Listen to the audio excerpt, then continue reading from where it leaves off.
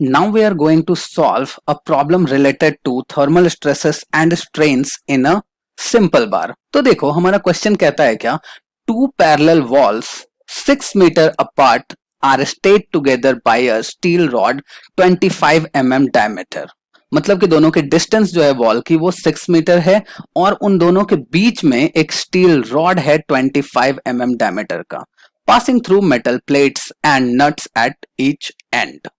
Okay, the nuts are tightened home when the rod is at temperature of 100 degree Celsius. मतलब कि जब उसे tight किया गया था, फिक्स किया गया था, तो रॉड था वो किस टेम्परेचर पे था, 100 डिग्री सेल्सियस पे. क्या कहता है, determine the stress in the rod when temperature falls down to 60 degree Celsius.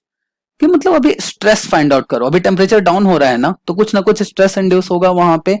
First कहता है if the ends do not yield, मतलब फर्स्ट केस आपका होगा जब एंड्स इसके येल्ड नहीं कर रहे, मतलब फिक्स हैं. हमने देखा था अभी फॉर्मूला में दो तरह का फॉर्मूला था हमारे पास, एक समय में कि एंड्स येल्ड नहीं कर रहे थे और दूसरे फॉर्मूला में क्या था हमारे पास कि एंड्स येल्ड कर रहे थे. क्या कहता है, take modulus of elasticity is equals to 200 GPa and thermal coefficient is equals to 12 into 10⁻⁻6 पर डिग्री सेल्सियस. तो चलो सबसे पहले हम लिख लेते हैं कि इसमें गिवन डाटा क्या क्या दिया है.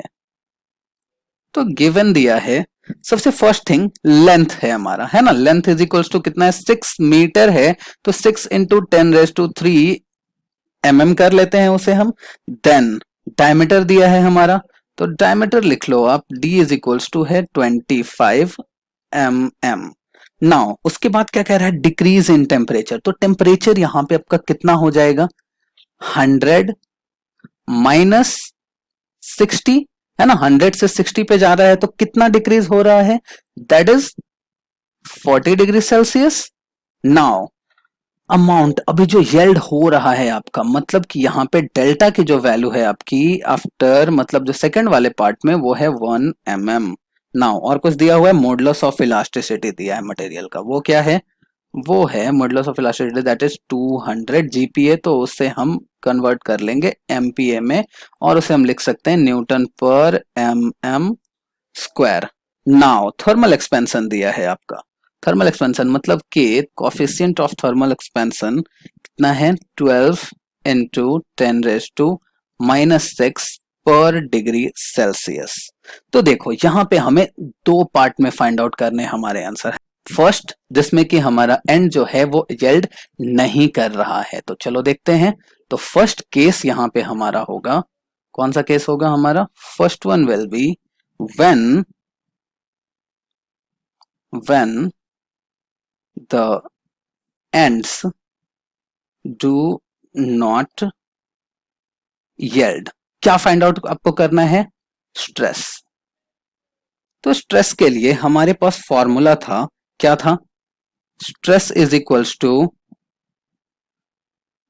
Alpha into T into modulus of elasticity था. तो देखो यहाँ पे तीनों की वैल्यू है हमारे पास में, तो अल्फा की वैल्यू क्या है यहाँ पे दी हुई है हमारी, दैट इज 12 इंटू 10⁻⁻6. देन उसके बाद है हमारा temperature that is 40. Then after उसके बाद क्या है, मॉडुलस ऑफ इलास्टिसिटी. तो मॉडुलस ऑफ इलास्टिसिटी भी है 200 इंटू 10⁻⁻, सॉरी नॉट -3, इट्स 3. तो after calculation you will gate stress. तो चलो इसका ना स्ट्रेस 1 नाम दे देते हैं. ओके, तो stress 1 will be is equals to 96 newton पर mm स्क्वायर, और इसे आप लिख सकते हो MPa. तो देखो हमारा फर्स्ट आंसर आ गया, यही चाहिए था ना, स्ट्रेस जब ये येल्ड नहीं कर रहा है. तो this is our answer of first part. Now second part हमारा क्या चाहिए इसे, कि व्हेन द एंड्स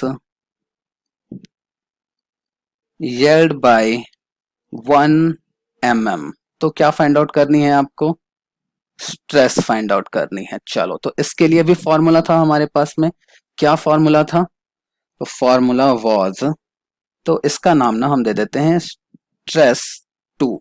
ओके, तो स्ट्रेस 2 था हमारा 80 माइनस डेल्टा अपॉन एल।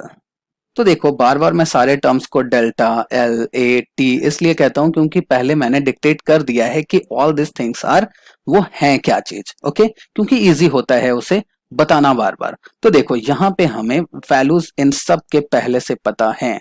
तो पहले सॉरी इसमें एक और हमारा मॉडुलस ऑफ इलास्टिसिटी छूट गया। तो सबकी वैल्यूज अभी आप पुट कर लो। तो now it will be how much.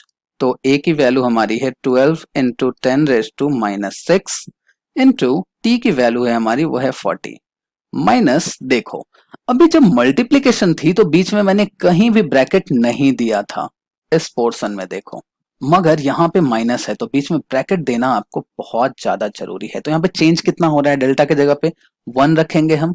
तो नाउ ये हो जाएगा एल। तो एल है अपना 6 इंटू 10⁻³ एंड ओवरऑल टर्म से मल्टीप्लाई कर दोगे कितने में, 200 इंटू 10⁻³ में।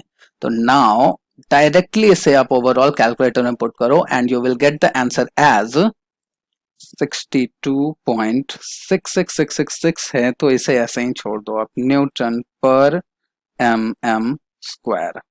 तो this is our answer of part 2। So in the next video I will explain you how to solve stresses and strain in circular tapering section, okay, due to thermal expansion. Thank you so much.